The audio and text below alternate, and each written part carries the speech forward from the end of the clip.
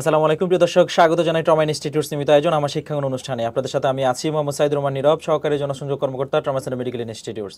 আজকে আমরা কথা বলবো এমন একজন শিক্ষার্থীর সাথে যিনি ইতিমধ্যেই একটি গ্রামীণ জনপদে একটি স্বাস্থ্যসেবার ক্যাম্পে অংশগ্রহণ করেছেন। আমরা শুনবো তার কাছে তার বাস্তব অভিজ্ঞতার কথা। আগে সরাসরি পরিচিত হয়ে নিব তার সাথে। কেমন আছেন? জি, আলহামদুলিল্লাহ ভালো। দর্শকদের উদ্দেশ্যে আপনার পরিচয়টা দিবেন।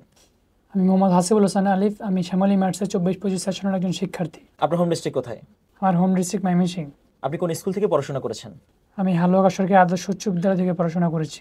আলিফ, আমাদের অনুষ্ঠানে আপনাকে স্বাগত। প্রথমে জানতে চাইবো, আপনি প্রথমবার গ্রামে গিয়ে স্বাস্থ্যসেবা দিতে কেমন অনুভব করেছেন? শুরুতে মনে হয়েছিল শহরের বাইরে গিয়ে চিকিৎসা দেওয়া খুব কঠিন হবে, কিন্তু মানুষের আন্তরিকতা দেখে বুঝেছি সেবা দিতে হলে মনটা বড় হওয়া দরকার, জায়গাটা নয়। কি ধরনের কাজ করতেন প্রতিদিন?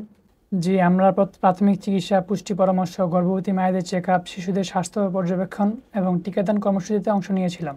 এমন কোনো বিশেষ স্মৃতি আছে যা এখনো মনে পড়ে?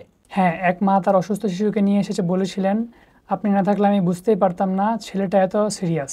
সেই শিশুটিকে পরে আমরা হাসপাতালে পাঠাই, এখন সে সুস্থ আছে। গ্রামের মানুষজনের স্বাস্থ্য নিয়ে সচেতনতা কেমন? অনেকে সচেতন, তবে একটা ভুল ধারণা প্রচুর। যেমন অনেকে মনে করেন গর্ভাবস্থায় ওষুধ খাওয়া ক্ষতিকর। এসব ভাঙতে আমাদের গুরুত্বপূর্ণ ভূমিকা পালন করতে হয়।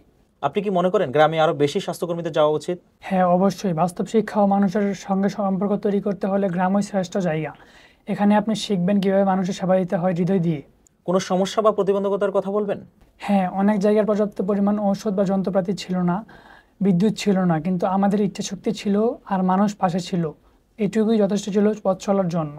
এই অভিজ্ঞতা আপনার পেশাগত জীবনে কতটা গুরুত্ব বহন করবে বলে আপনি মনে করেন?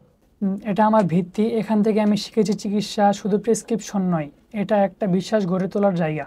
কি শিখলেন এই গ্রামীণ অভিজ্ঞতা থেকে? সেবার মানে শুধু শহরের বিলাসবহুল ক্লিনিকে কাজ করা নয়, একজন স্বাস্থ্যকর্মীর দায়িত্ব হলো সবচেয়ে পিছিয়ে পড়া মানুষের পাশে দাঁড়ানো।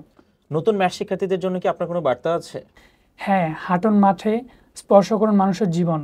যখন একজন রোগী আপনাকে বলে আপনার জন্যই আমি ভালো আছি, তখনই বুঝবেন আপনার পড়াশোনা সার্থক হয়েছে। অসাধারণ অভিজ্ঞতার গল্প শোনালেন। আপনার মতো আরও শিক্ষার্থীরা যদি এগিয়ে আসে তাহলে ভবিষ্যতে স্বাস্থ্যসেবার ভিত্তি অনেক শক্ত হবে। আপনাকে অসংখ্য ধন্যবাদ আমাদেরকে সময় দেওয়ার জন্য। জি, আপনাকে ধন্যবাদ আমাকে এত সুন্দর একটা অনুষ্ঠানে আমন্ত্রণ জানানোর জন্য।